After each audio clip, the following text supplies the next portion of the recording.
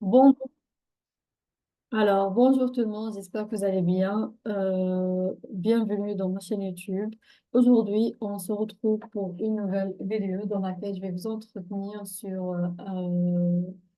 une nouvelle thématique, toujours liée au domaine de gestion de l'eau et environmental engineering.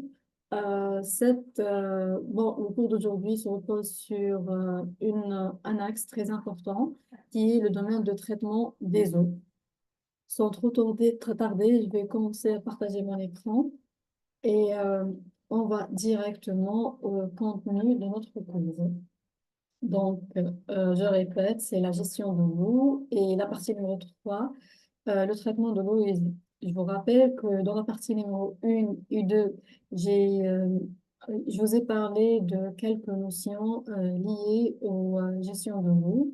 Et dans la deuxième partie, on a parlé de pas mal de trucs qui se reposent, qui ont relation avec la gestion de l'eau. Et troisième partie, aujourd'hui, sera consacrée à le traitement, les procédés et les différentes étapes de traitement du eau usée. Avant d'entamer la vidéo, je vous rappelle que ces étapes-là, ça diffère d'un ouvrage à un autre. Certains ouvrages rassemblent quelques procédés, quelques étapes ensemble. D'autres non. Certains se focalisent sur des méthodes classiques, ordinaires et des méthodes avancées.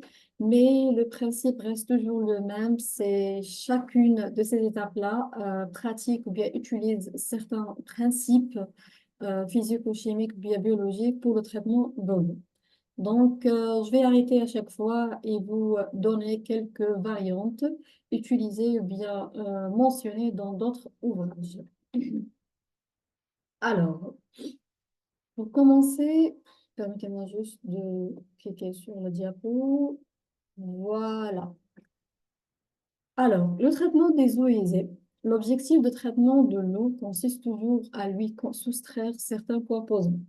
Généralement, ces composants sont des polluants et des impuretés chargées, bien qui viennent de lessivage, de l'exivia, de certaines ordures. Euh, ce sont des impuretés qui proviennent de différentes sources. Ce retrait peut servir, par exemple, à épurer les eaux usées en station avant de les jeter dans un cours d'eau. Parfois, la fin ou bien l'objectif ultime derrière le traitement des eaux usées, c'est de les réutiliser ou bien de diminuer la charge polluante avant de les rejeter dans la nature, dans les différents cours d'eau. Je vous rappelle aussi que le traitement des eaux n'est pas toujours destiné aux eaux usées. Par exemple, dans les stations de pompage des eaux souterraines, lors de l'extraction, bien de pompage de ces eaux-là, parfois, ou bien, bon, dans le cas naturel, on trouve quelques impuretés, des concentrations, par exemple, de certains polluants, surtout qui ont des formes dissoutes dans l'eau pompée. Donc, les étapes sont toujours là. Parfois, on doit préconiser une étape par rapport aux autres, et parfois, on doit les suivre étape par étape. Le traitement des eaux usées est crucial pour, un, minimiser l'impact environnemental, parce qu'une eau chargée aux polluants physiques, chimiques, même biologiques, par la suite va avoir des conséquences néfastes pour l'environnement, voire pour la santé humaine. Deux, réutiliser l'eau à certaines fins, parfois, par exemple, l'arrosage des terres agricoles, certains procédés, par exemple, de l'industrie, par exemple, ces eaux-là vont être utilisées dans le refroidissement de certains appareillages.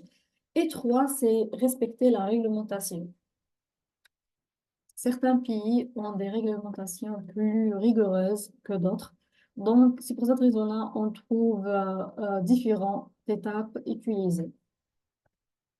Alors, la première étape, c'est le traitement physique. Dans d'autres ouvrages, on trouve la purification mécanique. Ces procédés-là visent à minimiser, voire éliminer la charge polluante solide. Donc ici, on va pas comment dirais-je, on va pas opérer sur la composition voilà, dissoute de l'eau à épurer cette eau usée, mais on doit juste minimiser la charge en matière de ordures solides. Par exemple, on trouve le plastique, les couvertures, je sais pas moi, des déchets de bois, plastique et d'autres éléments. Alors, euh, on a la décantation. Certains ouvrages l'appellent une sédimentation. L'essentiel, elle repose sur la séparation gravitaire, sur la force de gravité des éléments. Donc, c'est une utilisation de bassins de décantation. Ces bassins-là en différentes dimensions. Elle permet aux solides lourds de se déposer, de se décanter, de se sédimenter au fond sous l'effet de la force de gravité. Ces particules solides se déposent au fond de réservoirs de sédimentation, qu'on appelle aussi le bassin de décantation, et peuvent alors facilement être retirés en utilisant des dispositifs d'évacuation de boue. Pourquoi? Parce que ces éléments, ces impuretés, grâce à leur poids gravitaire, ils vont se déposer vers le fond sous forme de boue. L'utilité, c'est l'élimination des sédiments, des solides en suspension, des gouttelettes d'huile. On va les avoir par la suite, les voir plutôt par la suite. Concernant l'application, toujours, elle est toujours appliquée beaucoup plus dans les stations de traitement des eaux de production. Hein. Pourquoi on trouve concernant les stations d'épuration, euh, il existe par exemple dans des villes pour traiter les eaux domestiques. On les trouve aussi d'une forme plus minimaliste dans les industries, les complexes industriels, même aussi dans les usines pétrolières. Un autre deuxième type, deuxième étape, ou bien deuxième phase. Bon, il ne s'agit pas des phases qui sont successives, d'accord? C'est selon la charge de polluants et aussi les coûts, d'accord? Donc, on va les voir ensemble par la suite, ok? Un autre deuxième type, c'est la flottation. La flottation, c'est une méthode qui utilise la technique courante, c'est la flottation à air dissous. C'est la DAF. Et deuxième méthode moins utilisée, c'est la flottation à gaz induit. Il s'agit de l'injection de microbules ou bien favoriser la formation de microbules pour faire flotter les gouttelettes d'huile surtout et les particules fines en surface, qui ont des dimensions, des diamètres très très très petits, d'accord, très fines.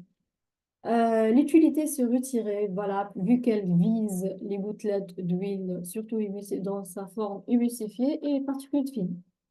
Et là, troisième plutôt application, mais troisième technique, c'est la filtration. Dans ce cours-là, on va voir trois qui sont le filtre à sable, on a les filtres à cartouche et les filtres à membrane, ou bien on appelle la microfiltration. Je vous rappelle que l'intervention de ces étapes-là varie d'une station à une autre et d'un objectif à un autre. D'accord. L'utilité, c'est enlever les solides fins et réduire la turbidité de l'eau. On comprend, après avoir lu ce diapo, que certaines, par exemple, étapes, euh, euh, elles, euh, comment dirais-je, le rendement varie d'une technique à une autre. C'est pour cette raison-là qu'on doit, par exemple, appliquer plusieurs techniques qui ont la même fin, le même principe.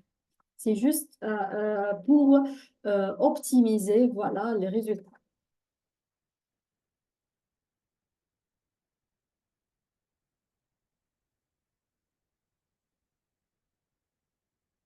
Alors, on a aussi deux dispositifs qui sont utilisés lors de la séparation mécanique, bien le traitement mécanique.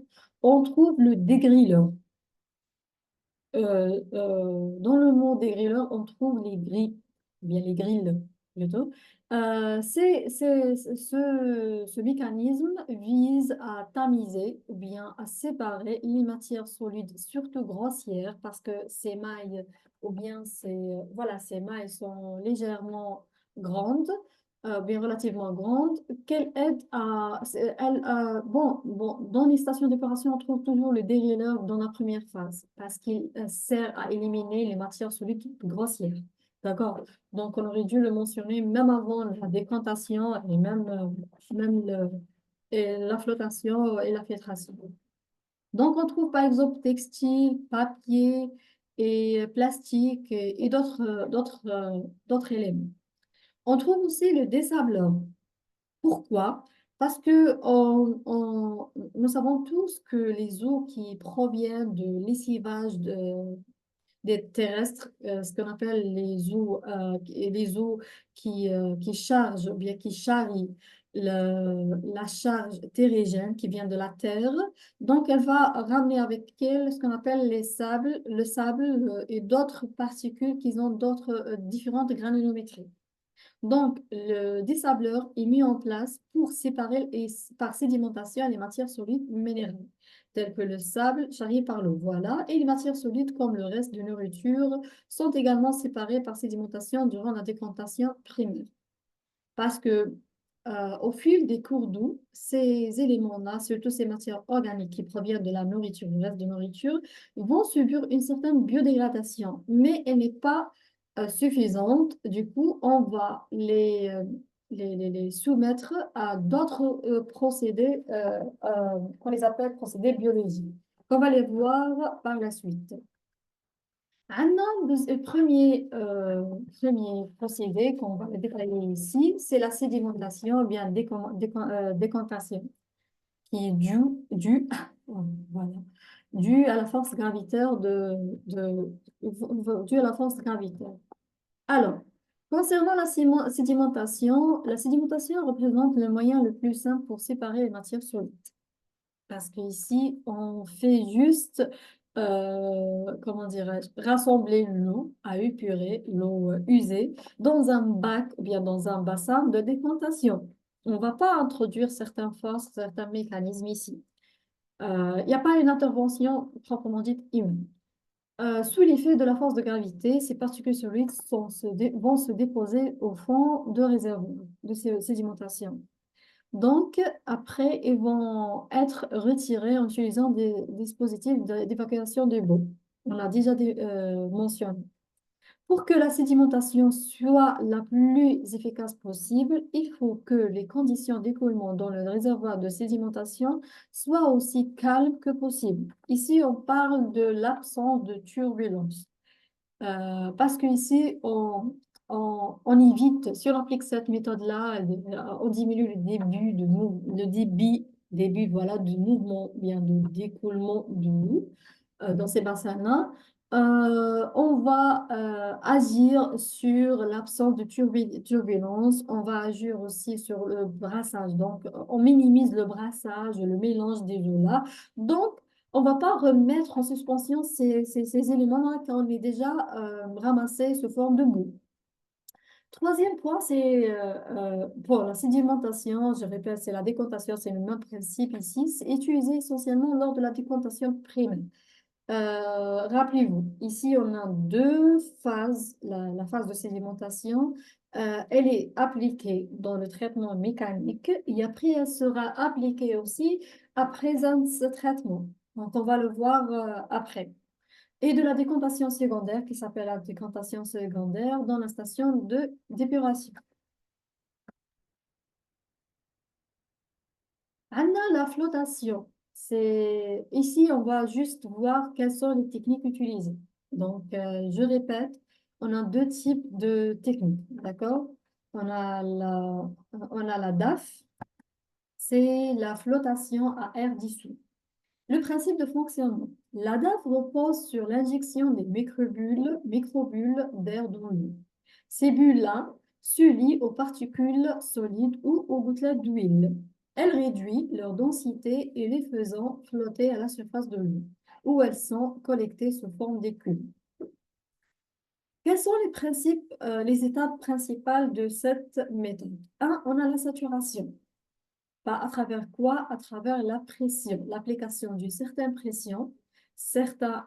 Dans certaines stations, elle peut arriver, bien, peut atteindre 6 bars d'environ.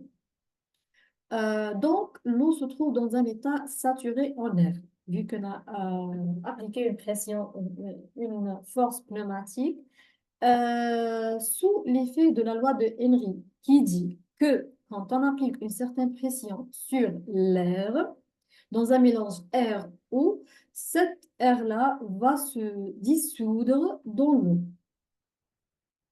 Une fois, donc l'eau se trouve dans un état saturé. Voilà l'explication. Deuxième phase, c'est la détente rapide. Grâce à ce qu'on appelle des soupapes qui vont relâcher l'air, plutôt l'eau, et de la pression atmosphérique déjà exercée. Dans ce cas-là, l'air dissous forme des microbules parce que ici, on a un phénomène microscopique qui régit sur... en fait, une fois on relâche la pression, donc elle se trouve dans un état de détente, cette air qui a été auparavant existé sous forme dissoute dans l'eau, elle va s'échapper directement sous forme de microbules. Leur diamètre peut arriver à 50 microns. D'accord? Donc, elle aide à quoi? À la capture des particules. Parce que ces gouttelettes, bien ces microbules-là vont être se coller, se fixer à des particules solides fines, notamment les gouttelettes d'huile, bien des agrégants qui sont déjà flottants sous forme de matière en suspension. Quatrième phase, bien quatrième étape, c'est la collecte de liquide parce que ces agrégats plus les microbules, cet ensemble microbules bien d'air plus les agrégats vont se migrer vers la surface parce qu'ici, elles se trouvent à une densité inférieure de celle de l'eau. Du coup, après qu'elles se flottent, elle va être raclée mécaniquement, bien avec d'autres dispositifs. Ce sont des raclés, tout simplement, pour la collecte et pour les séparer de cette eau. Concernant l'application, on trouve par exemple la séparation des huiles et des graisses, donc dans les stations d'épuration liées à un projet pétrolier. On les trouve aussi dans l'immersion des solides de suspension et des algues, dans par exemple les stations d'épuration domestiques donc, qui existent dans les villes, et aussi le pré-traitement des eaux usées avant les étapes biologiques ou chimiques. Voilà le principe, bien voilà la fin de ces eaux-là. Ah non, le premier, voilà, voilà, la première technique qu'on a déjà mentionnée, voilà un schéma qui vous explique le principe et le déroulement de l'application de cette technique. Alors, comme vous voyez ici, c'est l'eau usée qui provient de ce dispositif-là. Ici, on trouve le système de pression, c'est le dispositif d'application de pression, tout simplement qui aide à injecter une air comprimée qui va être comprimée. Donc, elle est sous pression qui va les transformer sous forme de air dissous saturé dans l'eau. Bon, après avoir, on trouve ici, voilà, le numéro 7, c'est la soupape de décharge qui aide à relâcher l'air. Du coup, toutes les particules qui existent ici, une fois collées au microbule qui vont être formées lors de la détente, lors de la, comment dirais-je, qu'on va décharger la pression, ils vont se migrer vers la surface. Ici, on trouve le racleur qui aide à ramasser toutes ces boules-là parce qu'ils vont former ce forme de boule. Le composé air plus particules fines, ou bien les particules, voilà, ou bien les composés huileux. On les trouve, ils vont être rassemblés ici, rassemblés dans le numéro 3, d'accord, dans une chambre ici pour faire ramasser toute la boue collectée. Et ici, on trouve le système de décharge de l'eau épurée. Bon, elle n'est pas pure à 100%, mais on a aidé à éliminer une certaine charge polluante. Je vous invite à bien observer cette illustration parce que vous trouvez que toujours l'eau usée, elle vient en bas et l'eau épurée, elle est déchargée relativement à un niveau supérieur à celui de l'eau usée. Parce que cette étape, elle aide à minimiser les coûts et éviter le mélange de l'eau usée à l'eau épurée. D'accord? Alors, concernant les avantages, on trouve, bon, elle est efficace pour traiter les eaux chargées en huile et particules fines. Et il y a aussi un autre avantage qui est compacte. Comme vous voyez ici, ici, elle occupe une superficie qui est petite, bon, qui est relativement pas importante. Concernant les inconvénients, un premier inconvénient, vu qu'elle utilise un dispositif de pression, de système, voilà, qu'on appelle le système de pressurisation, donc, on risque de se trouver à des coûts, à des factures très élevées en matière d'électricité, parce que c'est un procédé qui est considéré comme un procédé énergivore. Deux, elle est moins efficace si les gouttelettes d'huile sont très très petites ou bien fortement émulsifiées. D'accord? Parce que le collage, ou bien l'union microbulle et particules fines, il est contrôlé par le diamètre, le poids de ces éléments. Un deuxième technique qui toujours rentre dans la technique de flottation, elle s'appelle la flottation à gaz induit, IGF. Concernant son principe de fonctionnement, contrairement à la première technique, elle utilise du gaz, du gaz qui est considéré comme un gaz noble, bien l'air normal, tranquille, l'air ordinaire, ou bien l'azote. Ces gaz-là vont pas se réagir avec l'eau, mais ils vont créer des bulles dans l'eau à l'aide d'un dispositif de mécanique. Donc ici, on va juste injecter l'air d'une forme induite qu'elle provoque, et bien sûr, à l'addition d'un agitateur. Euh, voilà, le dispositif, c'est l'agitateur bien venturi. Bon. Dans la majorité des cas, on utilise les agitateurs qui vont aider les bulles à adhérer également aux particules solides. Donc ici, il n'y a pas un système de pressurisation, bien une énergie importante. Mais il faut juste appliquer une certaine agitation qui aide l'air à s'infiltrer, le flux d'air qui provoque un flux d'air provenant de l'atmosphère vers le bassin thermal pour qu'on puisse provoquer la formation des microbules qui vont aussi par la suite être collées à les gouttelettes d'huile ou bien les particules fines en suspension pour les aider à flotter à la surface. Concernant les étapes, on trouve l'injection de l'air grâce à un mécanisme d'induction, c'est l'agitateur, qui va injecter directement dans l'eau. Deuxième partie, ou bien deuxième étape, c'est la formation des bulles.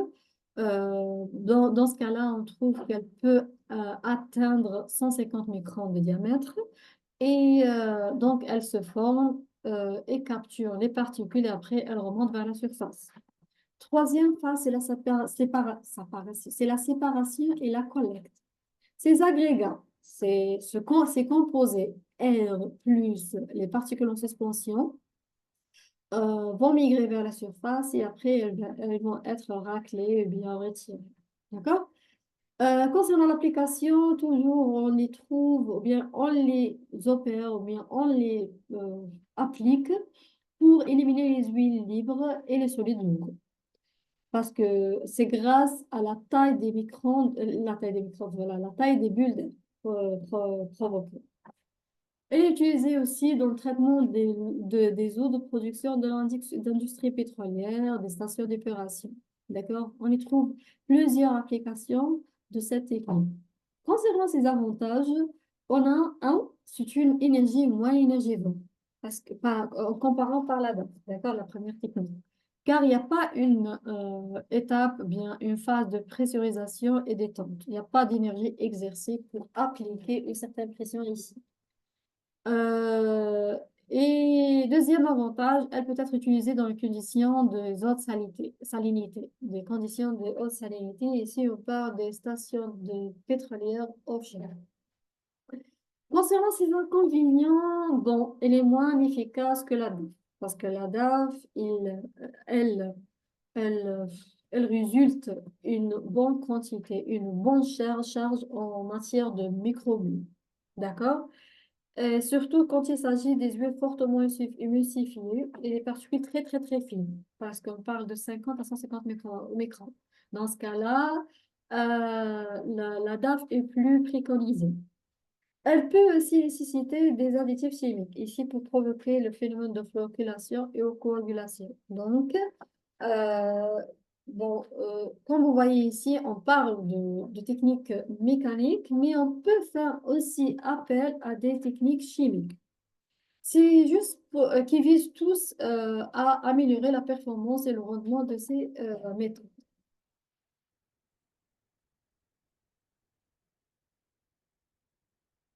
Ah non, la filtration. La deuxième méthode, c'est la filtration. Donc, on avait précédemment la décantation. Maintenant, on passe à la filtration.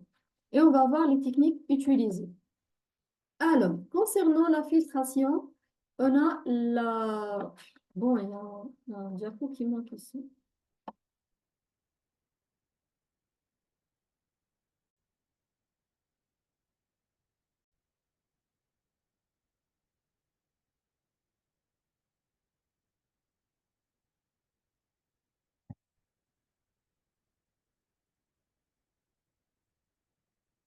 Alors, on passe maintenant...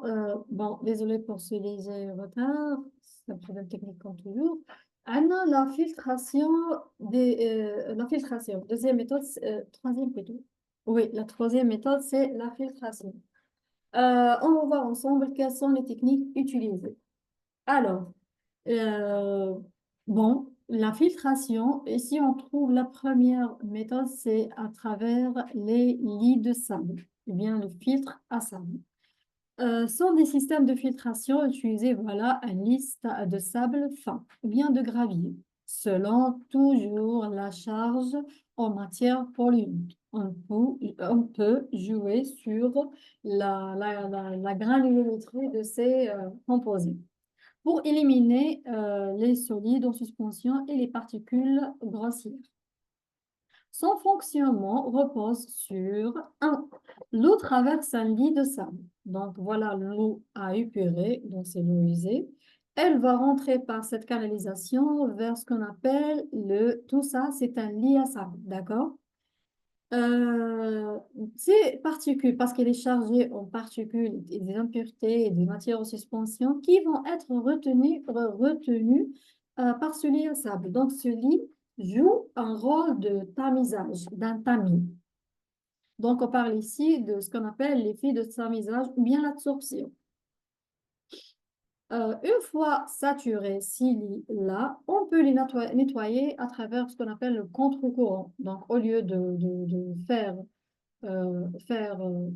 circuler une eau chargée en matière en suspension.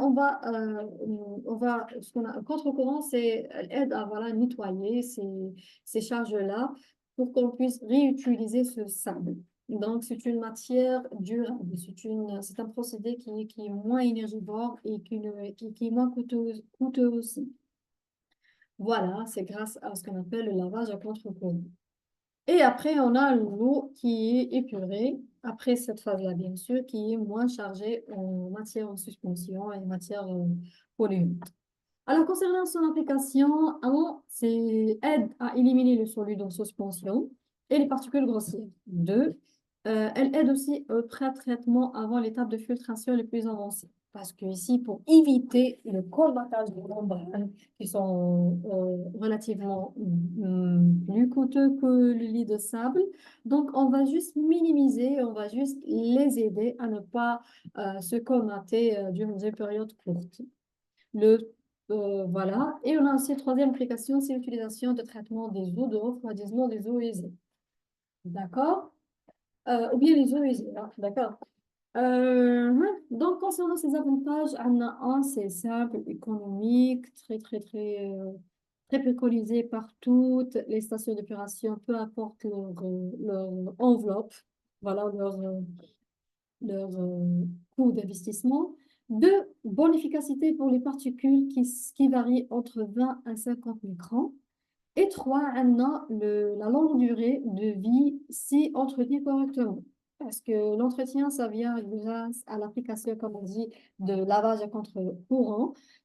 Si on arrive à bien protéger notre dispositif et notre mécanisme, on arrive à optimiser l'espérance de vie et bien la durée de vie de ce lit à sable.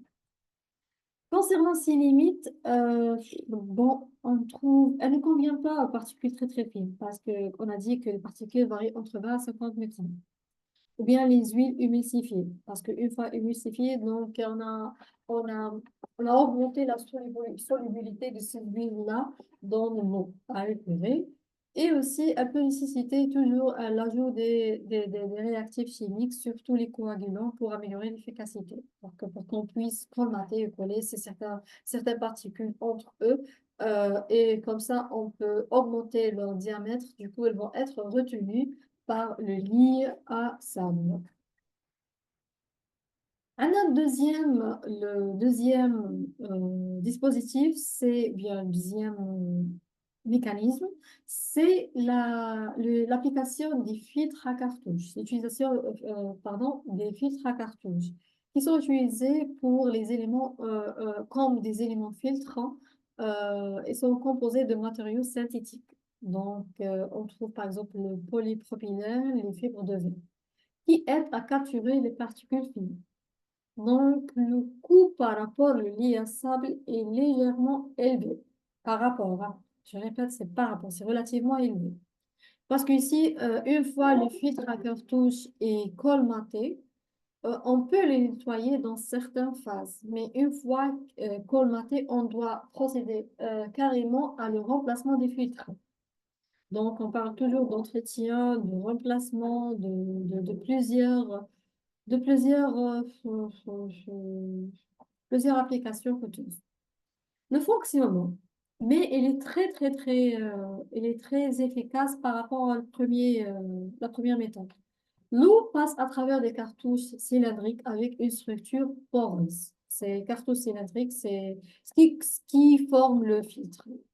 Deuxième fonctionnement, deuxième phase plutôt, les particules sont retenues par les mailles ou bien par les mailles de ce filtre-là. Donc, on parle toujours de l'effet de tamis.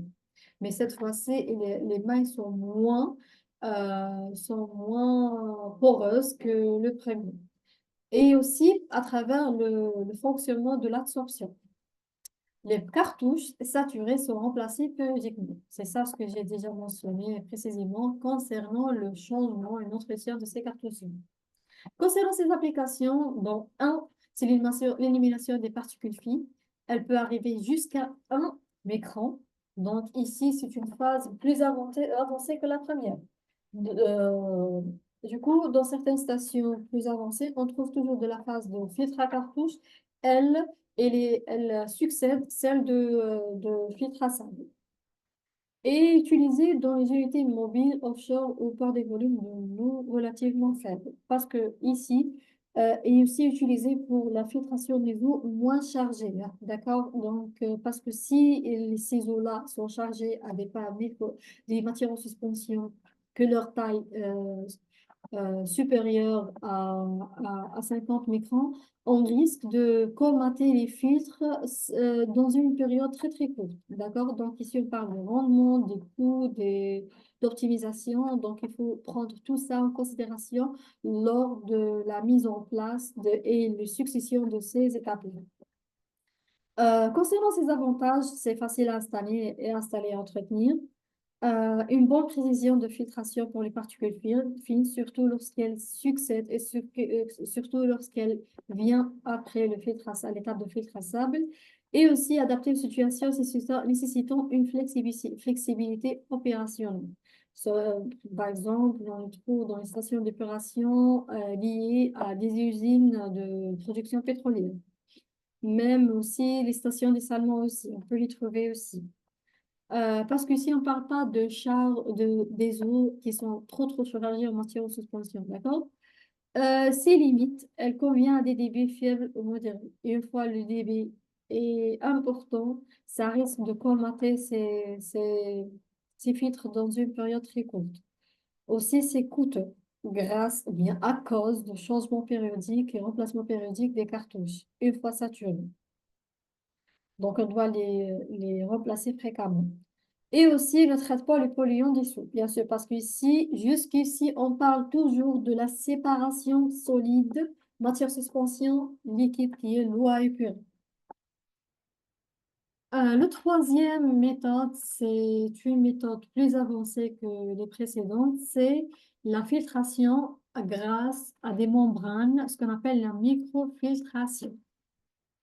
Alors, c'est une technique qui utilise des membranes poreuses pour éliminer les particules fines, les micro-organismes ici et certains polluants colloïdaux. Son fonctionnement, alors, on a la circulation de l'eau qui est poussée à travers une membrane avec des pores de taille microscopique. Cette fois, elle est inférieure à 1. Donc, on parle de 0,1 à 10 microns.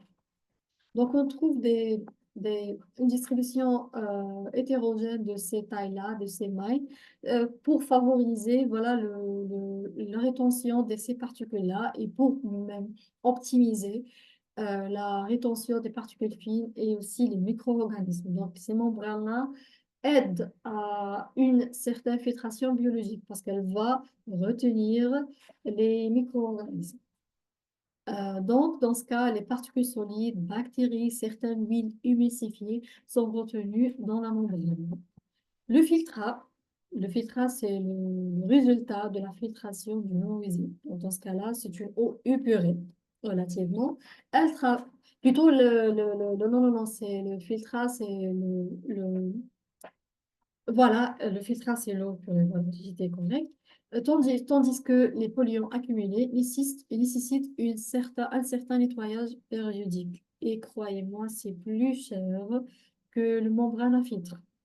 Les filtres. D'accord, la filtration grâce à la précédente. Voilà, la méthode précédente, c'est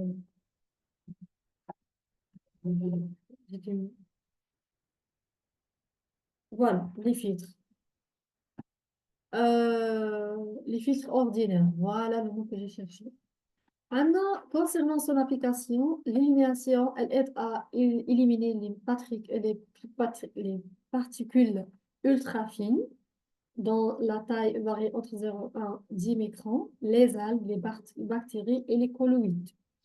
Elle aide aussi à préparer l'eau épurée avant de passer vers la phase de l'osmose inverse ou bien la nanofiltration. Donc, vous voyez ici qu'il y a une certaine graduation de mailles décroissantes vers de la plus grande vers la plus petite. Et le traitement des eaux usées de production contenant des huiles fines plutôt et des solides. Avantage. Elle est très efficace pour les particules très fines, inférieures à 1 micron. Elle peut traiter une large gamme de polluants solides et colloïdaux. Donc ici, il y a une certaine optimisation en matière de type de polluants à traiter. Troisième point, elle est compatible avec le volume important, avec une option modulaire. Donc ici, si on joue sur la quantité d'eau à traiter et surtout sa charge, on peut toujours optimiser et augmenter le rendement de ces méthodes. Concernant ces limites, elle est très coûteuse par rapport à la filtre à sable et la cartouche. Voilà, la cartouche. Deux, les membranes nécessitent un nettoyage chimique périodique pour éviter la colmatage. Donc ici, on doit les nettoyer. Et dans certains cas, on doit procéder même au changement des filtres de ces membranes-là. Et les moins adaptés pour les eaux contenant des huiles lourdes et très chargées. Donc, une fois l'eau est très chargée en huile très lourde, qui ont certain poids moléculaire, ou bien, euh, bon, elle n'est pas préconisée pour ces, ces types d'eau. Voilà. Donc, une fois l'eau est très chargée, aussi, un troisième point évoqué, elle n'est pas aussi adaptée à... Bon, elle est moins adaptée, d'accord, aux quantités d'eau qui sont super chargées et très, très chargées en matière en suspension. C'est pour cette raison-là qu'on place ces trois types de membranes ou bien trois types de filtration, voilà, après avoir passé par le traitement mécanique qui aide à minimiser la charge en polluants. Voilà. Maintenant, on passe au traitement chimique. Le traitement chimique, certains ouvrages aussi l'appellent le traitement physique ou chimique parce qu'il exerce ou bien rajoute quelques réactifs, quelques éléments chimiques qui vont aider à jouer sur les propriétés physiques de certains composés de l'eau à opérer. J'espère que vous avez compris ce que je viens de dire. Autrement, on va les détailler par la suite, d'accord? Alors, maintenant, la coagulation et la méthode de la flocculation. Ces méthodes-là sont, dans plusieurs cas, sont rassemblées, sont couplées pour toujours jouer sur le rendement et l'optimisation des résultats. Donc, il s'agit de l'ajout de coagulants. Dans la majorité des cas, on trouve les sels de fer et d'aluminium et les flocculants pour agglomérer les particules fines en flocons. Son utilité, c'est la facilité de l'élimination des solides et des huiles émulsifiées. Deuxième méthode, c'est la neutralisation. L'ajustement de pH par ajout d'acide ou de base, souvent utilisé pour traiter les eaux acides issues de forage. Son utilité, c'est protéger les équipements, surtout de composés acides, et améliorer l'efficacité des traitements biologiques ou chimiques suivants. Dans ce cas-là, bon, je dois m'attarder ici pour vous expliquer quelque chose que lors de résultats de certains, surtout l'application de certains procédés pour le traitement de l'eau, on se trouve face à la diminution des pH dans certains cas. Du coup, le pH de ces composés se trouve dans la plage acide. Ce qui risque, parce que nous savons tous que l'acide agit sur la canalisation métallique.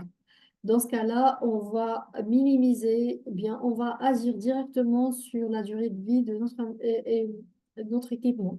Ce qui fait qu'on risque toujours on doit se retrouver à des entretiens périodiques et il y a des coûts qui viennent en parallèle avec ces entretiens. Du coup, on doit minimiser bien, on doit neutraliser, voilà, le pH grâce à l'ajout de certaines bases. Dans certains cas, on trouve la chaux, je ne sais pas, essentiel, c'est des carbonates, des produits carbonatés qui aident à ajuster le pH et le transformer en une plage plus ou moins neutre. On a aussi l'oxydation chimique grâce à certains composés comme le chlore, l'ozone ou bien le peroxyde d'hydrogène. C'est l'H2O2.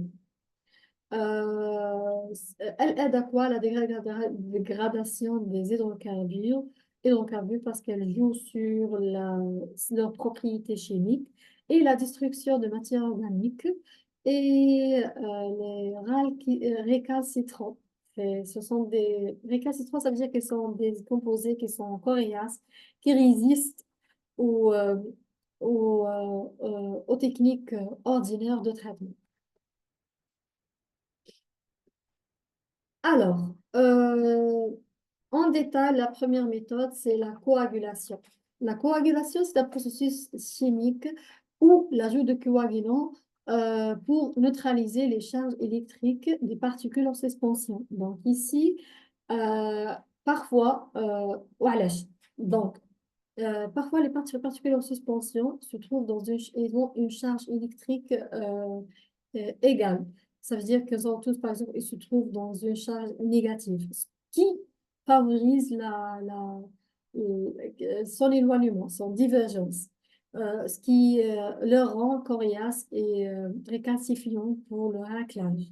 Du coup, l'ajout de ces coagulants, il va jouer sur leur charge électrique. Donc, on se trouve des charges différentes, plus et des moins, qui vont être convergées ensemble et former des particules, des agrégats. D'accord? Qu'ils ont des tailles importantes, qu'ils ont des tailles supérieures à leur taille initiale. Donc, elles aident à agréger, à coaguler les matières en suspension.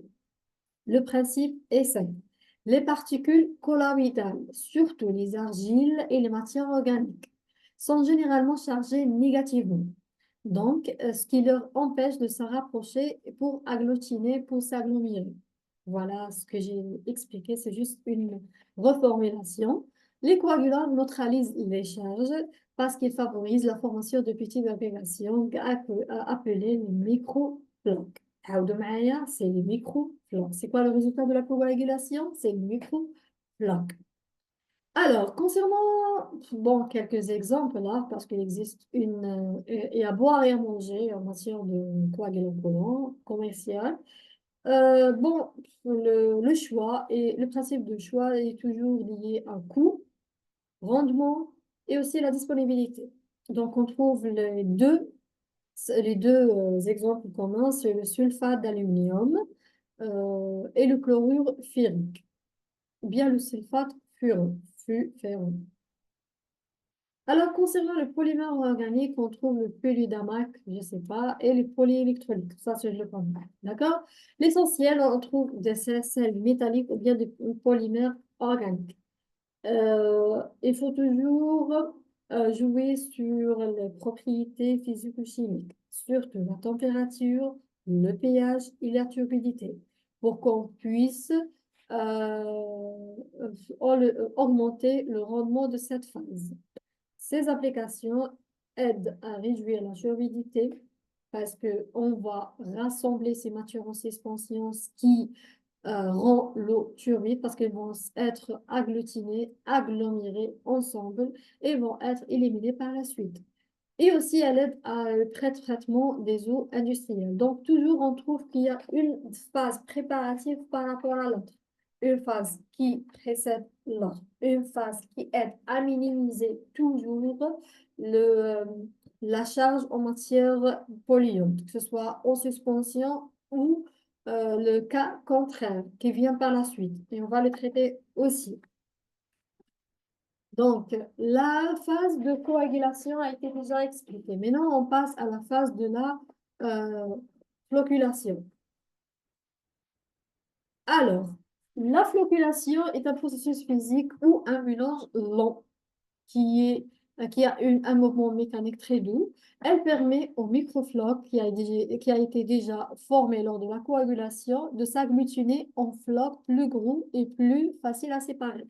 Donc ici, la flocculation vient par la suite pour optimiser les résultats de la première phase. Son principe réside quand les particules neutralisées se rapprochent grâce au brassage lent. Il y a un mouvement très doux qui aide à favoriser voilà, le colmatage de ces... Bon, plutôt, c'est pas le colmatage, c'est l'agglomération de ces particules. L'ajout du floculant aide à renforcer la liaison entre les particules. Parce que si la coagulation agit sur les propriétés physiques, notamment les charges électriques des particules, ici, elle agit directement sur leurs propriétés chimiques. Grâce à quoi? À l'ajout des flocculants courants. On a des polymères organiques et des matériaux inorganiques. Généralement, on trouve le silicate de sodium. C'est ça l'utilité les plus observées de ce produit commercial.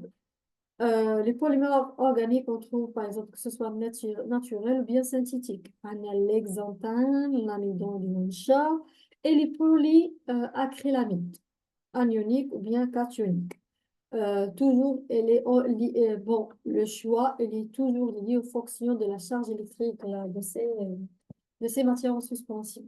Donc, ça vient toujours après des analyses de laboratoire pour savoir quels sont les composés de ces eaux usées avant de les traiter. D'accord? Et c'est là où vient l'ingénieur de l'environnement. Donc, les stations d'épuration, vous devez toujours embaucher des ingénieurs compétents, comme moi. Concernant le paramètre clé, toujours, il faut jouer sur la durée. Donc, une durée de 10 à 30 minutes de mouvements mécaniques très longs, très doux, sert à obtenir des flocs assez grands. La vitesse aussi de mélange, elle doit être le plus moins possible, le moins possible. Donc, on part toujours d'un débit très doux, d'un mouvement mécanique très calme. Concernant l'application, c'est le renforcement des flocs pour leur séparation ultérieure à travers la décantation et la filtration, bien la filtration. Ça dépend le poids qu'on obtient après avoir rajouté ces réactifs chimiques. Et c'est une étape essentielle dans le traitement des eaux usées complexes. Parce que une boue, ça veut dire qu'il y a toujours des matières en suspension qui existent, coriaces et récalcifiantes. Donc, je ne vous cache pas que je viens de découvrir ce mot-là lors de préparation de ce cours. Récalcifiante. Alors, maintenant, le procédé d'oxydation, c'est un procédé chimique, d'accord? Il agit sur les propriétés chimiques de notre eau à épurer.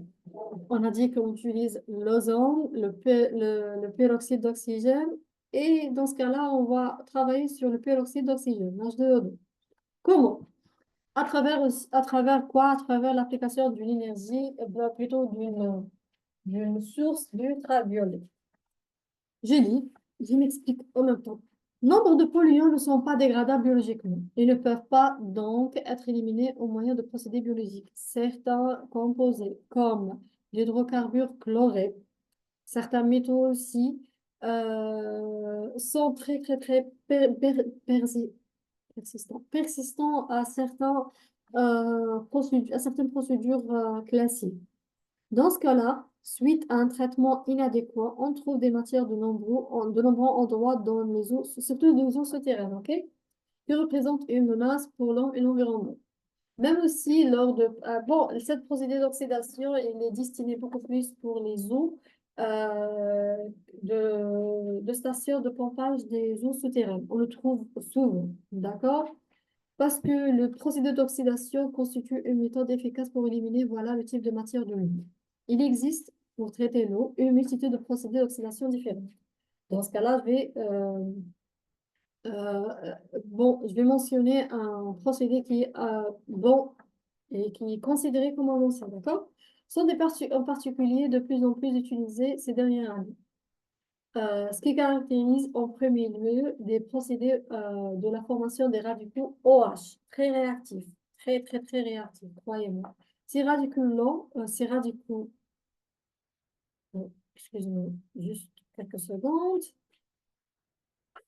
Ces radicaux font partie des oxydants les plus puissants et sont ainsi en mesure d'oxyder pratiquement n'importe quelle matière. Donc, oxydation de certaines matières les rend moins coriaces, moins persistants, d'accord, pour les préparer à d'autres étapes ultérieures. Donc, comment on génère les radicaux OH? Moi, c'est à travers l'application d'une certaine lumière UV qui rend l'eau oxygénée, bien le peroxyde d'oxygène, euh, euh, qui a, voilà, qu'elle va réagir avec cette UV-là et, elle produit, voilà, les radicaux de l'OH noir. Je vous rappelle qu'elle se trouve dans une longueur d'onde d'environ de 254 nanomètres. D'accord? Mais croyez-moi, les résultats de ce procédé-là sont très promettants. Là, on passe maintenant au traitement biologique de l'eau. Je vous rappelle, dans une eau, par exemple, surtout issue de l'activité domestique, dans les stations d'épuration qui existent au niveau des villes, qui a une certaine Bon, c'est pas c'est un on parle toujours de la densité voilà, démographique élevée. Ici, le traitement biologique vient pour prouver son efficacité. D'accord? Bon, c'est juste une parenthèse en vous. Maintenant, la première phase, ou bien le premier euh, procédé, c'est l'application des bioactivés. C'est l'utilisation des micro-organismes pour dégrader les polluants organiques dans un bassin aéré. Concernant ces limites, euh, adaptées pour des concentrations modérées en matière organique, d'accord? Moins efficaces pour les hydrocarbures lourds. Parce que ces micro-organismes, euh, bon, ils ciblent les matières moins coriaces, moins complexes, voilà. La deuxième méthode, c'est l'application ou bien la rétention d'eau dans des vergules aérobiques ou bien anaérobiques. Mais généralement, on trouve des bacs aérobiques pour fin de cours et d'autres. Et aussi d'utilisation de main de matière pour construire ces bacs-là. C'est un système naturel ou semi-naturel utilisant la dégradation biologique des polluants. Bon, naturel, c'est grâce à l'air libre. Semi-naturel, peut-être qu'on peut aussi rajouter d'autres agitateurs pour favoriser la pénétration de l'oxygène. Donc, optimiser la dégradation et les résultats de cette phase. Donc, elle est toujours destinée au traitement des eaux faiblement chargées ou comme état fini. D'accord. Les bioréacteurs à membrane, MBM. C'est la combinaison de traitements biologiques et la filtration par membrane pour une efficacité élevée. Donc, dans ce cas-là, elle peut aider à réduire l'hydrocarbure léger en matière organique dissoute et les matières organiques dissoutes. Alors, concernant l'épuration biologique des eaux usées, a pour but d'éliminer les matières organiques biodégradables. Cette élimination est confiée à des micro-organismes utilisant la matière organique comme nutriment. Cette dégradation biologique entraîne donc une transformation de matière. Il s'agit là d'un avantage important des procédés biologiques par rapport à d'autres procédés. Ainsi, lors de l'absorption, les matières éliminées ne font que se déplacer des eaux usées vers l'absorbant.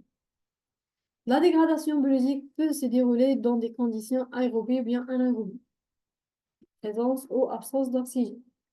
Donc, dans ce cours-là, on va parler de deux types, d'accord? Fixe et en suspension, des bouts, d'accord? Donc, une série de procédés pour mettre en contact les eaux usées à nettoyer avec les micro-organismes. C'est la biomasse utilisée ici dans ce cas, indépendamment du fait de la dégradation, soit aérobie ou bien anaérobie. Donc, ici, on parle est-ce qu'il est fixé ou pas? Donc, il distingue deux principes, hein, le principe de biomasse fixe et la biomasse en suspension. Maintenant, le procédé à bout activé aérobie. C'est un procédé très simple, comme le schéma l'indique et l'illustre. Le procédé à bout activé aérobie est le procédé d'opération biologique des eaux usées le plus couramment utilisé. Grâce à sa facilité d'installation et sa simplicité aussi. C'est un procédé très simple. Une boue activée, ça veut dire biomasse existante qui se trouve sous forme de boue activée en suspension dans un bassin d'aération, là où on met notre eau à épurer, hein, qui est traversée en continu par les eaux usées. Donc, grâce à une certaine canalisation qui est déjà étudiée. C'est ici aussi qu'a lieu de l'aération des eaux usées, laquelle assure l'alimentation en oxygène continu des micro-organismes.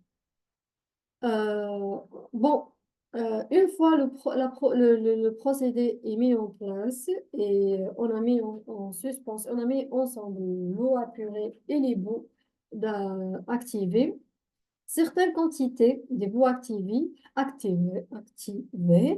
euh, continue, elle est acheminée vers le bassin d'épuration pour nettoyer ou bien pour épurer en continu les eaux usées. Une certaine partie, on les appelle les boues onyxées, parce que n'oubliez pas que ces eaux-là qui viennent pour être épurées, elles contiennent aussi à son tour, à leur tour, des boues. Du coup, on se trouve dans un état de surcharge des boues. La boue est déjà existante, plus la boue qui provient avec l'eau à épurer. Donc, une fois décomptés, sédimentés, on peut les récupérer. Et dans ce cas-là, on parle de décompteur secondaire qui vient bon, par le biais de la sédimentation pour éliminer une certaine quantité de boue.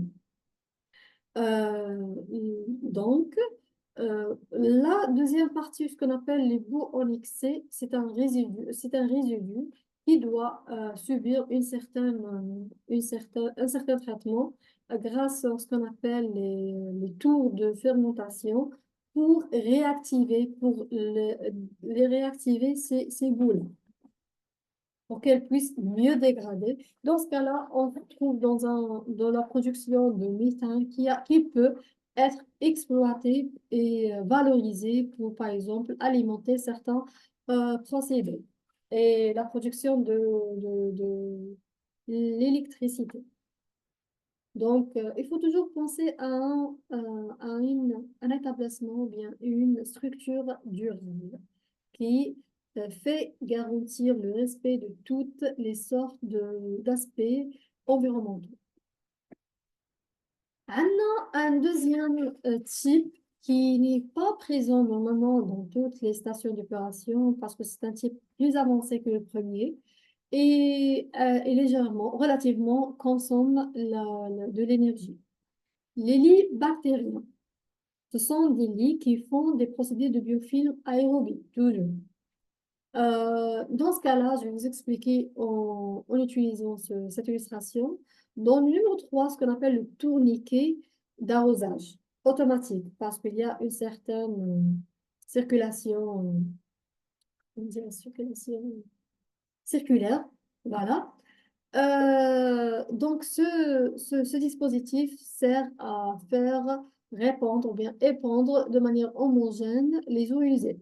Ici, on a l'eau usée qui rentre par cette canalisation. Elle remonte jusqu'à arriver à ce tourniquet-là. Il y a certaines mailles, certains trous qui aident à la distribution d'une manière homogène de ces eaux usées qui vont décompter, bien tomber, jusqu'à arriver à ce qu'on appelle un lit bactérien, numéro 5. Ah, plutôt, c'est pas le numéro 5, c'est ça. C'est ça le lit qui est fixé. D'accord? C'est tout ça. C'est le lit en bactéries. Donc, une fois ces eaux-là chargées en matière organique, une fois elles traversent le lit de bactéries, elles vont servir à éliminer. Bon, c'est pas éliminer, bon, d'une manière très très optimale. Ici, on parle de juste une minimisation, une diminution de la charge en matière organique grâce à la présence de ces micro-organismes. Cette biomasse qui aide à, voilà, à transformer la matière organique en euh, matière, euh, euh, matière, euh, c'est une matière minérale. La purification biologique des eaux usées a lieu pendant le ruissellement. Voilà, voilà de quoi on parle. C'est le ruissellement de matière organique des eaux là pour éliminer la matière organique à travers l'intervention des bactéries qui existent dans ce lit bactérien, ce biofilm aérobique. Il y a toujours des ouvertures ici qui assurent la pénétration de l'air pour qu'elle puisse toujours alimenter cette biomasse parce que la dégradation de cette matière organique nécessite la présence de l'oxygène. Pardon. C'est grâce à ce qu'on appelle le phénomène de la conviction naturelle de ces eaux-là. Donc, n'est pas nécessaire d'avoir recours à une ration artificielle ici, très coûteuse, mais ما عندها حتى معنى. Euh, voilà. Donc, mais dans le cas des procédés des boues activées, par contre, les boues activées, elles nécessitent de l'énergie parce qu'on doit remettre toujours en suspension la biomasse pour qu'elle puisse attirer un maximum de matière en suspension et c'est-à-dire les matières organiques. Le procédé anaérobie. Dans certains cas, on doit procéder à ces techniques, surtout lorsqu'on veut, par exemple, créer une certaine, euh, une certaine infrastructure durable qui aide à générer de l'électricité grâce à la formation des biogaz issus de phénomènes de la fermentation. Donc, les procédés anaérobies sont particulièrement adaptés aux eaux usées industrielles, souvent très, très chargées de matières organiques. Donc, on ne veut pas, parce que nous savons tous que dans les conditions aérobiques, on a la dégradation de la matière organique tout en consommant l'oxygène en produisant le CO2. Dans le cas contraire de l'anaérobie, de la fermentation, aussi on parle de la production de méthane. Donc, il y a une grande variété de procédés de types de réacteurs différents. Du biogaz constitué essentiellement de CH4 se forme durant la dégradation des matières organiques dans les conditions anaérobies. Ces biogaz-là peuvent être, par exemple, utilisés pour produire de l'électricité dans des centrales de cogénération. Il s'agit ici d'un aspect secondaire positif de l'opération anaérobique. Et pour certains qui se posent la question pourquoi on doit construire des infrastructures pour dégrader la matière organique dans un état anaérobique, c'est ça la réponse, c'est de produire des biogaz et de favoriser la consommation de l'énergie au sens de protection de l'environnement. Parce que la rationalisation de la consommation de l'énergie fait partie des actes et des habitudes conscientes qui tendent vers la protection de l'environnement. 3, maintenant, les méthodes avancées. Certains ouvrages les appellent la combinaison physico-chimique pour traitement des eaux.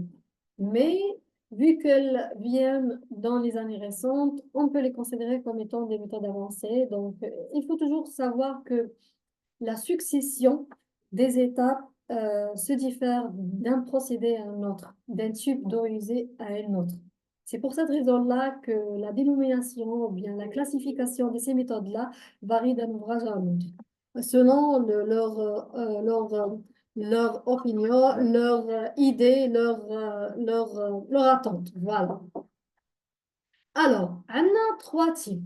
Et il y a d'autres aussi, bon, ce sont des phases supplémentaires. On trouve l'osmose inverse, RO, Reversed Osmosis. L'utilisation de membranes semi-perméables. Et on va détailler par la suite pourquoi on les appelle des membranes semi-perméables pour retirer les sels dissous, les métaux lourds et les hydrocarbures. Son utilité réside dans l'obtention de l'eau en haute qualité pour réutilisation. Deuxième phase, c'est l'absorption, grâce à l'intervention, ce qu'on appelle les charbons actifs.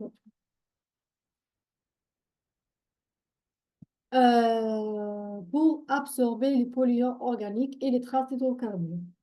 Elle aide à éliminer les composés récalcifiants après traitement primaire. 3, on trouve aussi l'évaporation et la distillation. Bon, je vais me tarder ici parce qu'on va pas le traiter, on va pas le traiter par la suite. Concernant la vaporisation de l'eau pour séparer les polluants non volatiles. Ici, si on trouve une eau qui est chargée à polluants non volatiles, qui ne risque pas d'être s'échapper après l'exercice d'une température élevée, on peut l'utiliser. Mais à mon avis, c'est un procédé qui est énergivore parce que pour euh, puisse passer une grande quantité d'eau vers l'état gazeux. Après, on va l'exercer ce qu'on appelle la distillation pour produire une eau ultra pure parce qu'ici, on parle seulement de l'échange d'ayant de l'eau d'un état liquide vers un état gazeux. Ça nécessite une certaine énergie. Bon, on incinère, ou bien, je sais pas, il y a une certaine énergie ici pour pour produire la chaleur qui est nécessaire pour faire passer l'eau d'un état à un autre. Donc, elle aide à la gestion des eaux très, très, très concentrées, souvent dans les unités offshore, parce qu'elle aide ici. Je sais pas, par exemple, si on prend par exemple les eaux salées, des eaux qui sont chargées en ions de sels minéraux, dans ce cas-là, on peut l'exercer. Donc ici, et c'est vrai, c'est une eau très concentrée, mais il n'y a pas une grande, un volume très très important ici. Alors, maintenant, la première méthode, c'est l'osmose inverse. Bon, il y a trop de blablabla ici. Avant de les lire, je vous rappelle que dans le cas d'osmose inverse, l'osmose naturelle, l'eau passe d'une solution hypotonique vers une solution hypertonique. Donc, elle passe d'un- comment dirais-je, d'un milieu, voilà, moins concentré vers un milieu plus concentré.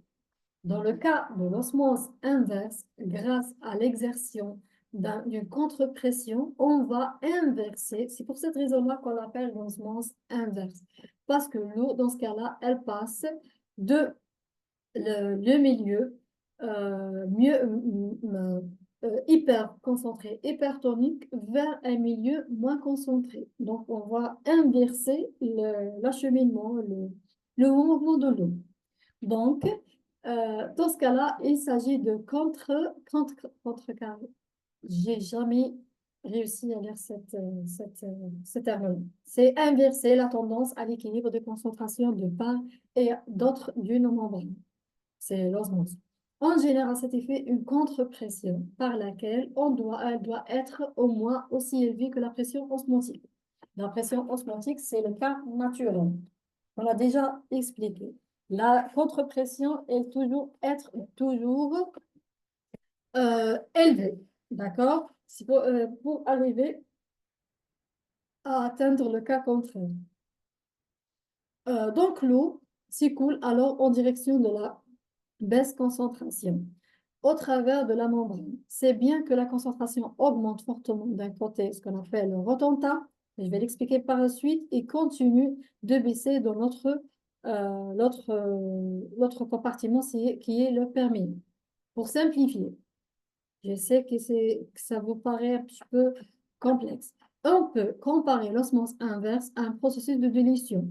Avec l'osmose inverse, même les matières dissoutes comme les ions peuvent être extraits de l'eau. Dans ce cas-là, on se retrouve à l'obtention de l'eau ultra pure, désionisée, déminéralisée. Voilà, c'est la production de l'eau ultra pure. On utilise pour l'osmose inverse ce qu'on appelle des modules membranaires spiralés. Et ce sont des membranes très, très, très coûteuses. Leur particularité réside dans la membrane en forme de spirale enroulée autour d'un tube central pour favoriser l'extraction des ions de l'eau apurée. Étant donné la pression élevée du côté de l'arrivée, ce qui est l'eau, le perméat, traverse la membrane et s'écoule en spirale vers un tube collecteur central qui est en bleu, schématisé en bleu. Donc l'eau entre. Après, elle subit un mouvement spirale et spirale, je ne sais pas essentiel, pour qu'elle puisse sortir ici.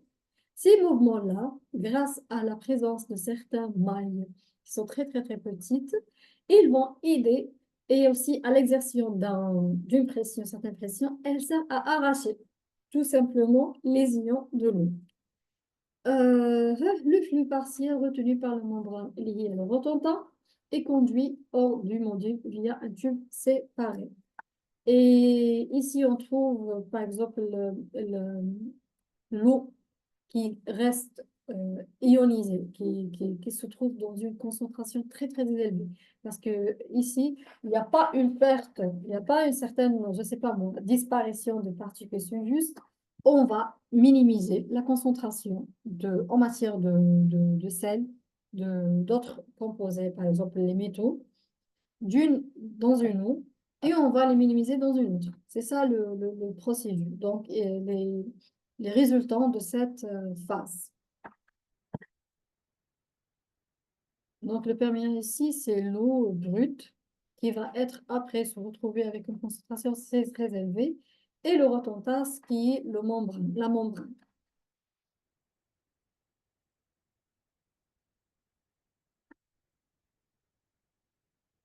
Euh, Permettez-moi juste de trouver. Voilà.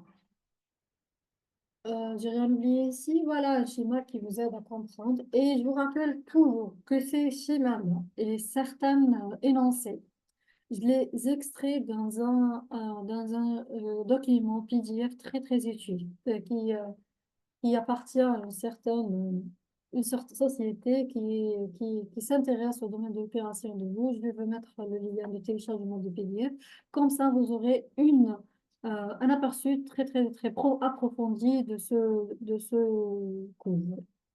Alors, étant donné bon, j'ai déjà expliqué ça, hein. La deuxième méthode, c'est l'absorption. Et c'est une méthode qui est jugée très efficace. Et vous allez voir par la suite pourquoi. Anna, la matière à séparer, liée à l'adsorbant, est liée à la surface d'un corps solide, l'adsorbant. Cette liaison peut s'effectuer physiquement ou chimiquement. L'adsorbant le plus couramment utilisé, c'est le charbon actif. On trouve dans certains cas l'anthracite. L'essentiel, il y a plusieurs composés. Vous pouvez les rajouter, par exemple, dans les commentaires, comme ça tout le monde peut s'en tirer des informations. Ce procédé permet de séparer de manière fiable de l'eau des composés toxiques, tels que les hydrocarbures chlorés. Il s'agit de matières souvent présentes dans les lexivia des décharges et les eaux souterraines contaminées. Bon, je répète, l'exévia, c'est cette eau extraite par exemple, d'une décharge.